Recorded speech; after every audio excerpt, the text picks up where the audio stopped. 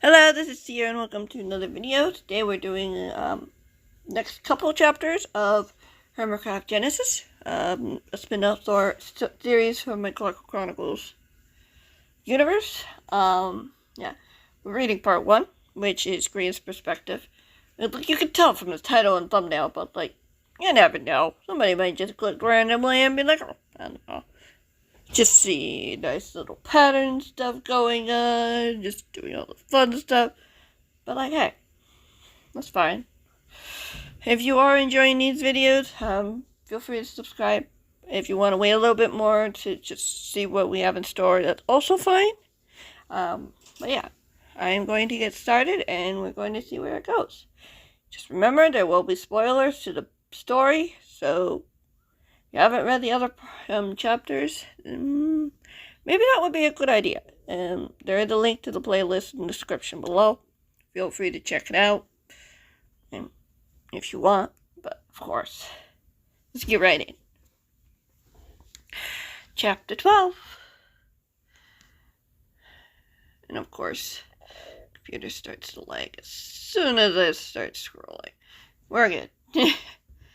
Grian closed his eyes, the bedroom falling still and quiet as he reached out his mental hand, reaching for B-Dub's gem or pearl, hoping he would find them. Is anyone there? Sinking deeper into his mind as he looked around in the darkness. Gem? Pearl? B-Dubs? There was silence. No response came to him. He could feel their links, the bond that connected them. Pearl's was weaker, but only because she was less experienced than the other two. He stretched his mental hand out toward B-Dubs, seeing as he had a closer connection with him. He tried to grasp onto the strands of his friend's link, but it kept slipping from him. Finally, after 3 failed attempts, Grian grasped onto something. As the sharp pain erupted through his body, Grian gasped, nearly letting go of the strand as he held tighter. B-Dubs, can you hear me? B-Dubs? Grian called, trying to push through what felt like a wall, closing him in, trapping him in a small space, familiar space. Part of Grian wanted to pull away, but he knew his friend needed him at this moment. Grian cried out to his friend again, hearing no response, only pain, agony, fear.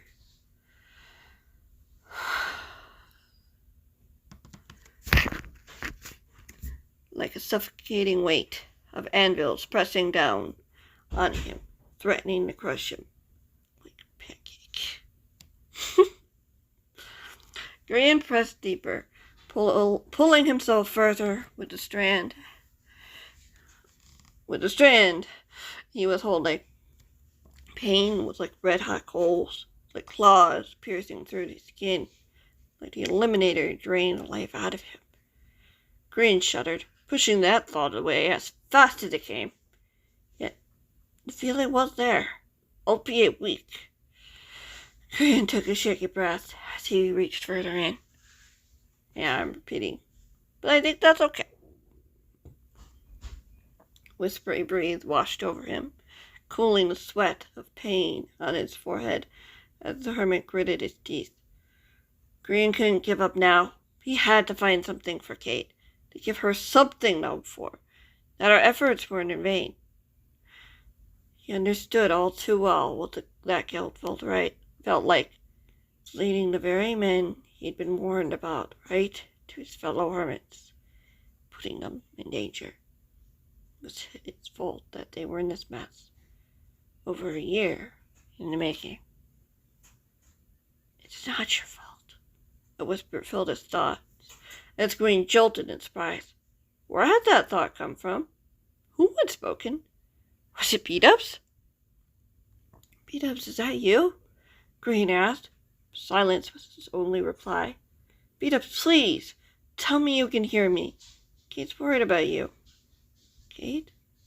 A thought fluttered into his mind. You stopped.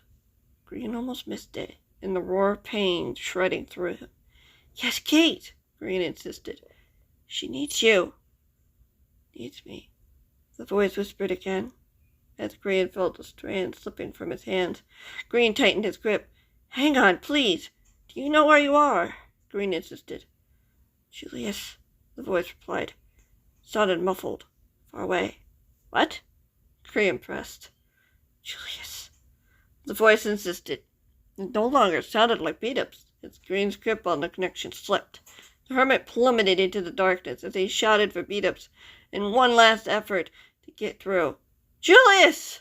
A voice screamed as Grian sat bolt upright, gasping as he found himself wide awake in the sleepover room, seeing both Scar, Kate, and Eliza starting to stir. Grian's heart hammered in his chest as he heard a groan beside him. Grian looked over, startled to see Impulse trying to drag himself out of bed, stumbling sleepily as Grian got to his feet, steadying him. Where do you think you're going? Julius, Impulse stammered weakly, his eyes wide with terror. They no longer looked purple, torchlight, dark brown instead. Julius, he's in trouble.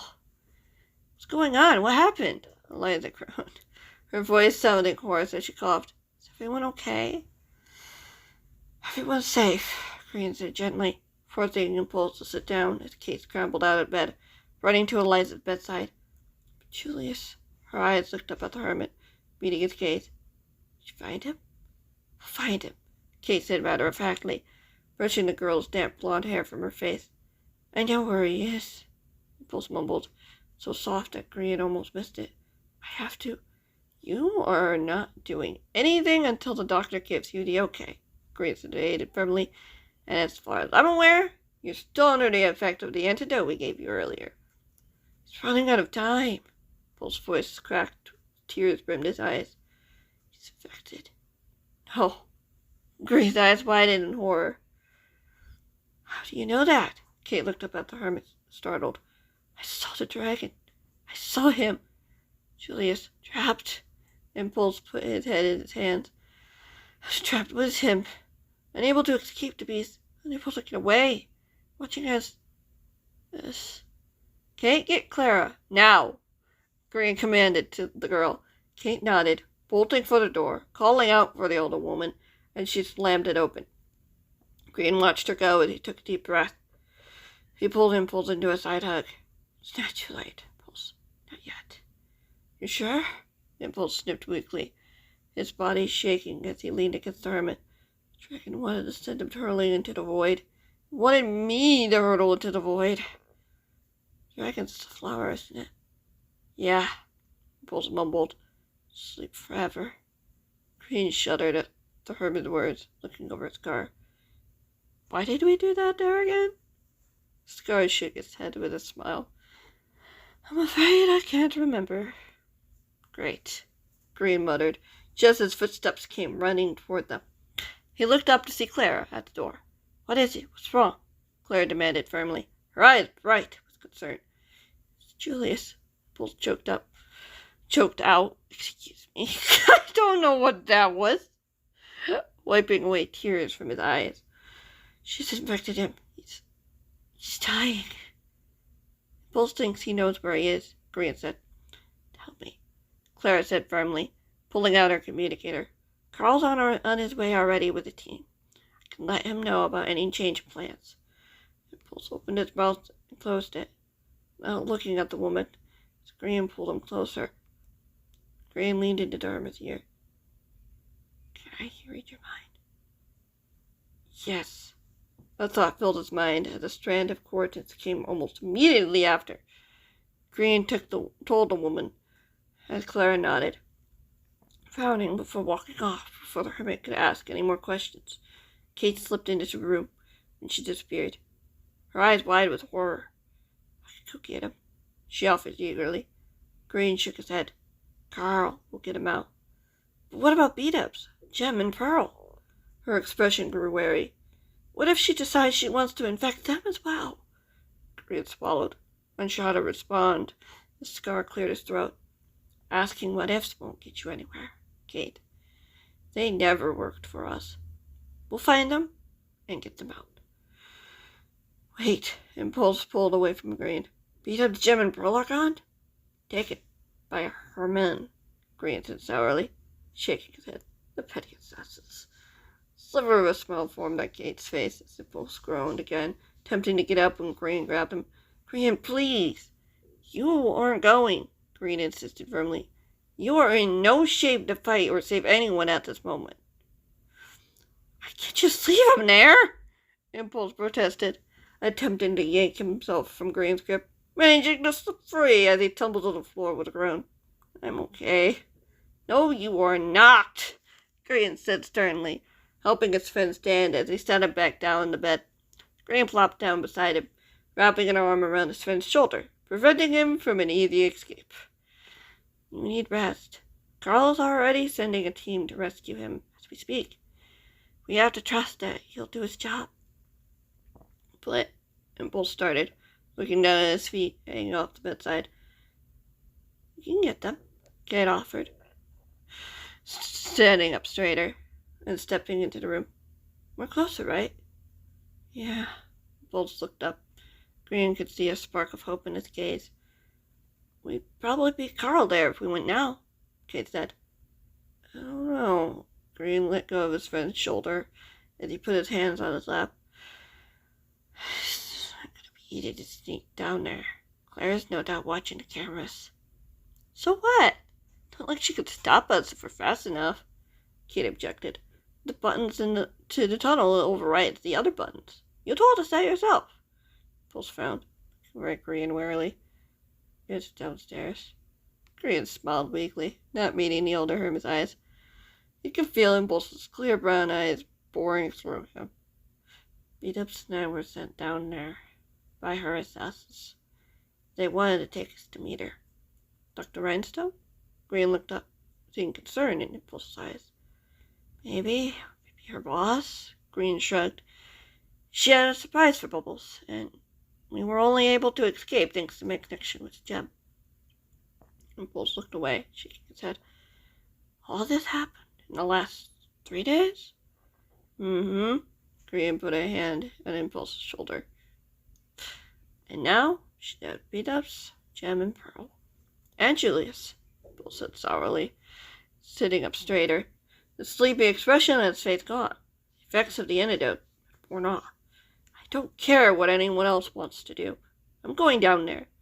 I'll go with you, Kate offered, heading to the brewing stand and taking a bottle out of his chest. We got spare antidotes in here. Perfect, Impulse smiled, rising to his feet. Grian grabbed the hermit's arm.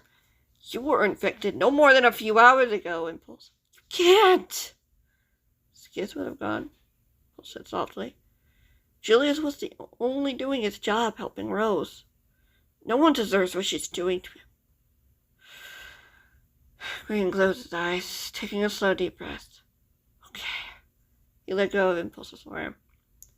It's not going to be easy, though. Claire, no doubt, will be watching. Especially since some of us are known to run off. He cleared his throat, opening his eyes in time to catch both Scar and Impulse's smirk. Need a distraction. I'll do it. Scar raised his hand, sitting up in his bed. Haley was going to grab Jelly from me earlier, but got distracted by the ambush. Where are the others anyway? Eliza frowned, looking around the room at the empty beds. The boys and Haley had not returned yet. Maybe they're scouting the perimeter with Messiahs, Grian offered, glancing over at the curtained window. It wouldn't surprise me, especially if Clara asked them to keep Kate from slipping away. But you're good at this, Kate said. You are coming, right? We could use your archery skills if Scar's not going with us. Are you sure that's a good idea? Grian asked. The main hall appeared empty, yet he knew all too well that no one could be sure of that. So sure of that. Clara was pretty adamant that I don't go down there. You'd be taking me right to her. It's more like teasing her, Scar smirked. It'd be a good distraction while you focus on getting your friends out. I'm not sure how I feel about being bait here, Grian glared at his friend. Kate giggled, walking over to Impulse and handing him a few bottles of the golden antidote. You can't be so sure that the men won't have poisoned weapons, Kate replied to the older hermit. Impulse frowned at that, Grian. Seriously, I would have told you everything.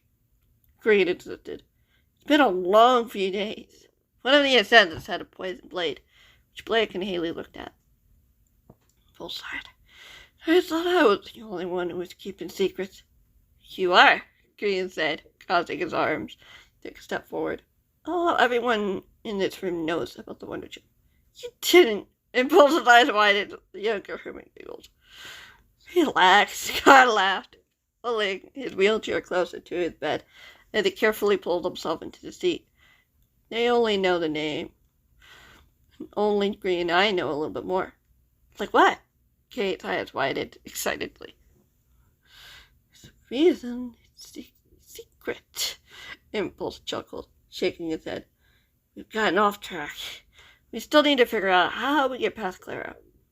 I've got a plan. Sky lifted his chin with a bright smile, looking over at Impulse as he added, Sure I can't come and help? You have no weapons, and everything's upstairs at the moment. No doubt she'll be watching the elevator. Impulse shook his head. Plus, I want to upgrade that force field before you see those jerks again. Those fireballs weren't fun. Please, bring a force field with you. Scar pressed with a smile. Surely you have one? Impulse hesitated before shrugging. We'll be fine. The chances they'll see us coming are pretty slim. Oh, you can't be so short, Scar. Impulse. Scar's green eyes flashed mischievously. We still don't know how Trevor knew when to open the portal to catch me. True. You'll be safe here? He's got me to keep him company, Elida said defiantly, sitting up in bed with a groan. Give me a blaster and I'll send him to the moon. Scar grinned, nodding over the girl gratefully. There's weapons in the chest there.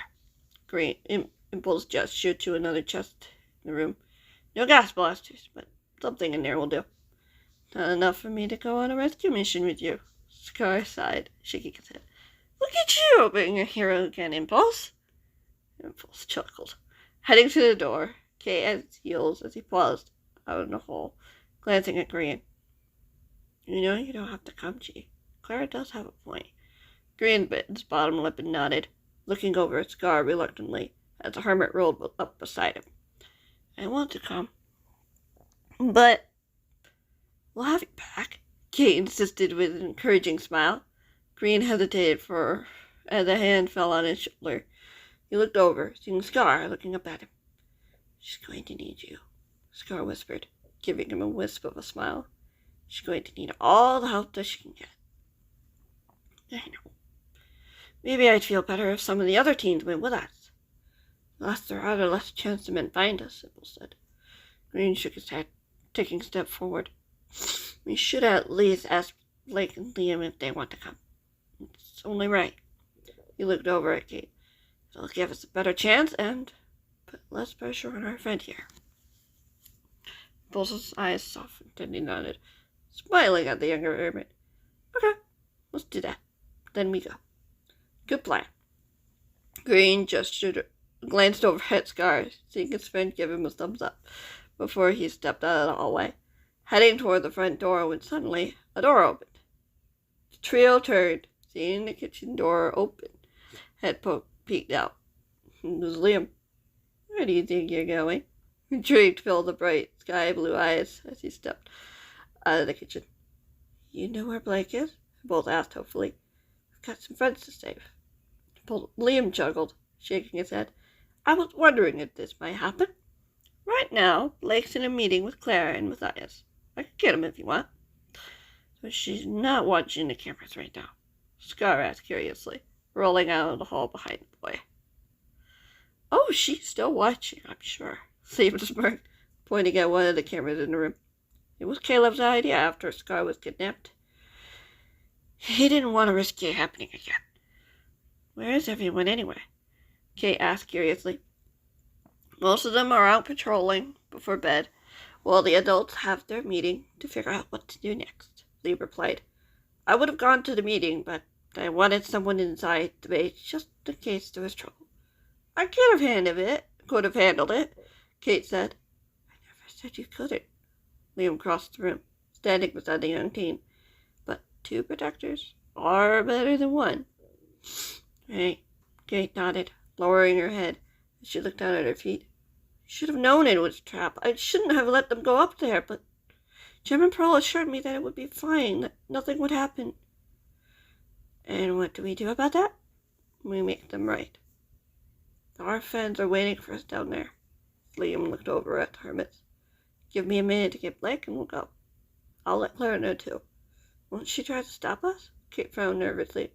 Liam shook his head. She could try, but teens and hermits are stubborn. In some ways, dippers and townsfolk are more alike than you think.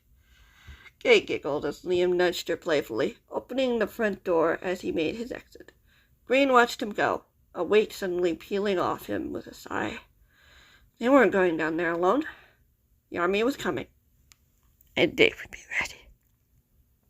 Can I read the next part in 9 minutes? We shall see. We'll definitely know 8. Chapter 13. If not, I'll just record a little bit more and fix that up. It's fine. Not a big deal. Grian's stomach lurched as the flying machine kicked into gear, descending into the depths below, looking at his friends beside him. Kate and Impulse were huddled to his left, while Liam and Blake were standing alert, looking straight ahead at the closed elevator doors as if daring them to open. They're to his right, obviously, but I didn't say that. I guess you assume. You okay? Impulse nudged the hermit. Grian jumped, looking up at his friend. Yeah, just nervous. Grian looked across from him. The door is still firmly shut. The last time I went down here was against my will. We got this, Impulse replied. You have an idea of what she's doing to beat-ups? Grian leaned close to his friend, his voice a whisper. Not sure what I'm feeling. Impulse sighed, rubbing his temples with his fingers. Whether it's Bubbles, Julius, both, I can't tell. How are you even able to reach Julius? Blake asked curiously, turning his head to look at the hermits. I was infected. We were in the same dream. Impulse shook his head, shoulders slumped in defeat. Not sure how. I just followed those compasses and found Julius. Wait, you followed those compass? Grian looked over at his friend. Isn't that something Skiz made? Kate added, a puzzled expression on her face. Tears filled Impulse's eyes as he nodded. Skids made them so we wouldn't get lost. That if we ever needed to find one another. He put a hand on his face, looking down at the floor, letting out a pained sigh. Grian put a hand on his friend's shoulder. We miss him too. I just wish he was still here. Impulse lowered his hands, revealing glints of tears on his cheeks. I know I can find a memory of him in the dream world, but it's not the same. It's just... I'm sorry. Don't apologize, Liam said. Liam said, we all wish that sometimes. Grief isn't easy. He'd be proud of what you're doing now. Blake smiled reassuringly at his charge. Keeping your promise. Impulse nodded as the elevator jolted. Grian steadied himself against the wall as the elevator door groaned open, revealing the gloomy, dark, deep slate tunnel beyond. Come on, we should get going, Blake replied, looking at the others. Be careful, there are cameras around here. There are, Liam found. Grian nodded. They set them up as security measures so they'd know if there were any intruders. That makes sense, Liam replied, stepping out first into the tunnel. Seems to have been cleaned up once since our last visit, Kate noted, looking up at the ceiling above them as the group stepped from the elevator. The door closed behind them with a soft groan, taking away the faint glow from the elevator. Torchlight was all that remained. Dark shadows lurked further down the hall as a wave of unease filled him. They sure work fast, Liam observed, putting a hand on the deep slate wall, some of which had been replaced with cobbled deep slate. This was just this morning, right? Give or take. Grian nodded. Yup. Interesting. Liam frowned, pressing his hand against the wall before pulling away. The group started down the tunnel, doing their best to stay within the shadows to avoid being seen by the cameras. Grian followed just behind the two teen boys, looking around for any sign of movement, or maybe even an entrance. They had been walking for what seemed like forever. The endless fog before them, taunting them with more tunnels to walk through. Finally, the fog started to thin, revealing a bend at the end. Didn't intend to rhyme there. How far does this go? Kate sighed, slowing to a step as she leaned against the wall. Don't ask me what it was originally. Attempting to catch her breath. It feels like we ran a mile. Probably have, not a few, Blake calculated, stepping by the bend and waiting for the others to catch up. If my sense of direction is correct, we're just a few miles southwest of the meeting hall. Whoa! Kate's eyes widened with surprise. How long could that have been here? Impulse wondered as Blake looked around the corner, checking whatever was ahead. A month at least. Maybe 2 or 3? Liam shrugged, looking around the tunnel structure. Well, the tunnel is more recent. Liam, you should probably see this. Blake looked over his shoulder. A frown etched on his face, his brows furrowed. Liam went over to his fellow teen, over his shoulder before taking a startled step back. That can't be. Liam's eyes widened, looking over at Blake. I was told everyone was... What is it? Kate frowned, looking between the two older boys. More like who? Blake said plainly, looking back around the corner. But yeah, it's has to be. Tears filled Liam's eyes as he put a hand to his mouth, looking away from the hermits and the girl for a moment before regaining his composure. Why is he here, of all places? Grian inched forward, standing beside Blake, eager to get a look himself, hearing his friends not far behind. He peeked around the corner, noticing a set of double iron doors near the end of the hallway. A few dozen feet away, beside the door, was a large boulder, a figure sitting on top. The figure looked to be about Sam's age, tall and lean, with olive skin and stormy gray eyes, half shadowed under the black cap he was wearing.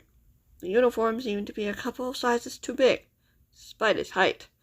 The young man sat cross-legged on the boulder, staring at the wall in silence. The question is, how do we get past him? Blake spoke beside Grian, his eyes scanning the hallway. He can't be working for her, Liam said softly, daring to take another peek. Maybe not willingly, Blake noted, giving the other boy a nod.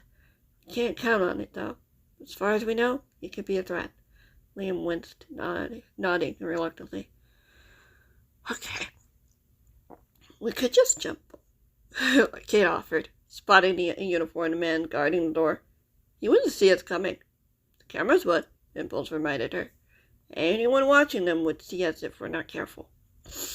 They know by now we're here regardless, Liam frowned, eyeing the iron doors warily. Any chance we can break in with pickaxes? Even with the best pick, Impulse shook his head. It still takes too long to break. Julius is running out of time. We'll find him. Kate nudged the hermit on the shoulder with a gentle punch. Julius knows we won't leave him down here. Does he? Impulse looked toward the iron doors. Grian followed his gaze, spotting a shadow appearing through the windows just as the door opened. He has to, Kate said softly. Grian watching as a tall, muscular man stepped outside. He had broad shoulders and a mask that partially covered his face. Unease filled Grian as he watched the man loom over the younger man, his dark eyes narrowing, barely visible in the gloomy lighting. I thought you were told not to come out here again, the man growled, putting a hand on the boy's shoulder. The boy looked up, frowning at the man. Wanting peace and quiet isn't a crime, he finally replied after a long moment of silence. Why did the barracks have to be by the dining hall? You already know the answer to that, kid. Now get up and get back inside, before I drag you to the boss myself. The boy winced, getting to his feet, as the man grabbed him by the arm. He tried to pull away, but the man's grip was firm. I can walk myself in, you know. The man narrowed his eyes. Don't test her patience. You know she won't hesitate to make your friends pay for your insolence.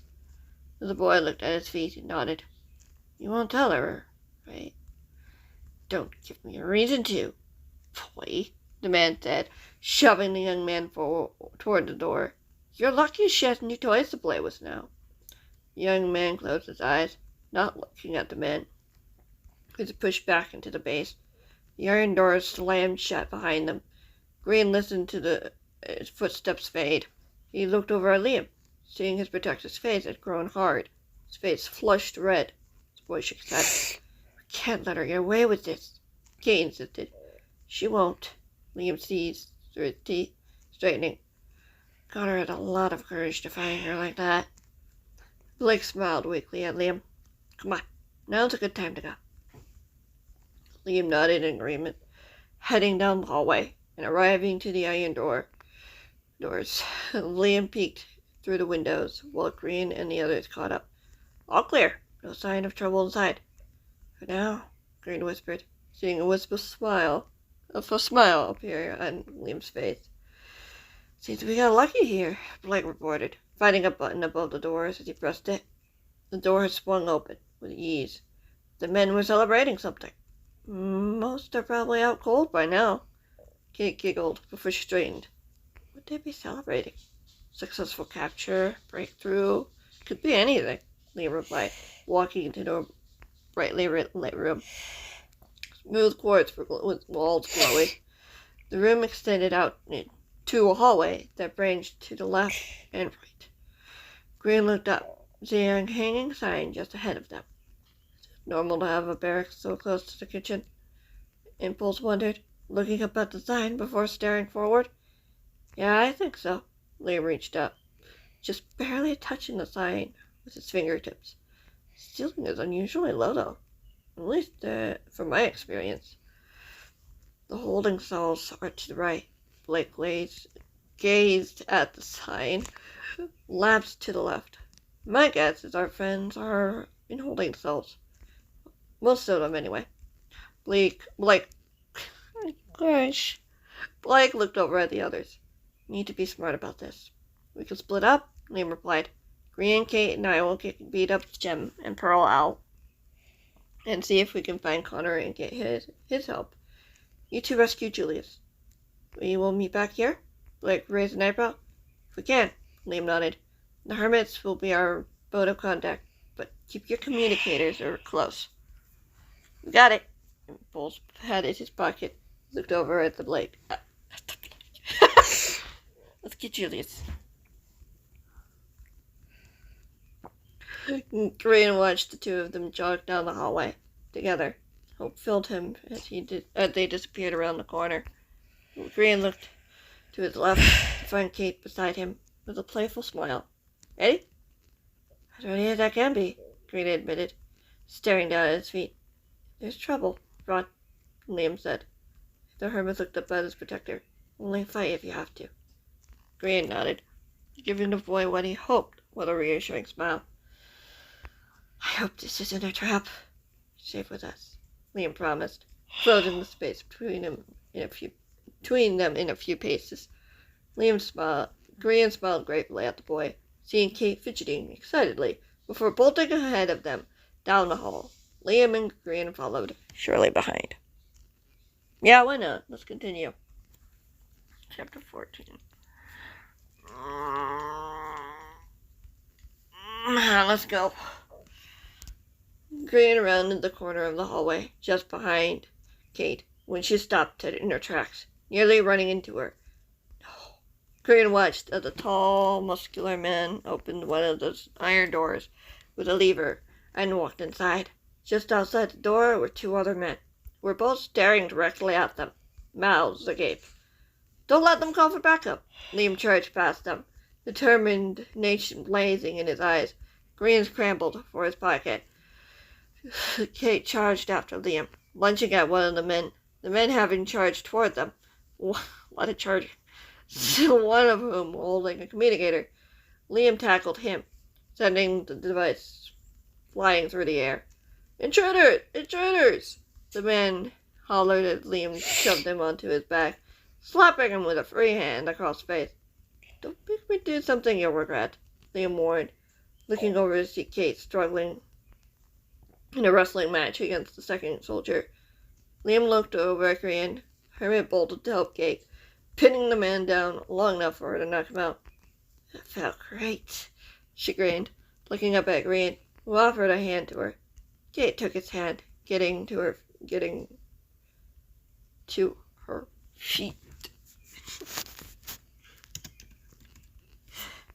Kicking the unconscious man for good measure. Liam rose to his feet as well. The scream filled the air. Grian's blood ran cold.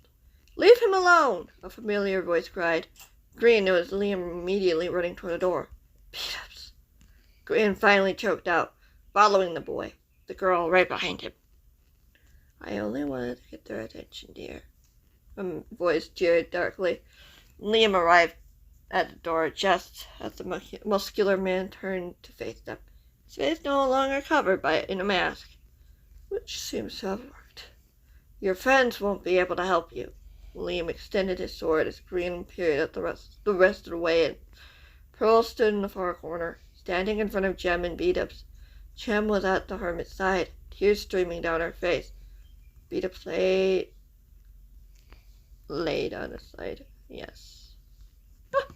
I don't know. Not supposed to be present, supposed to be past. Beat-ups laid on his side. His arms and legs splayed out.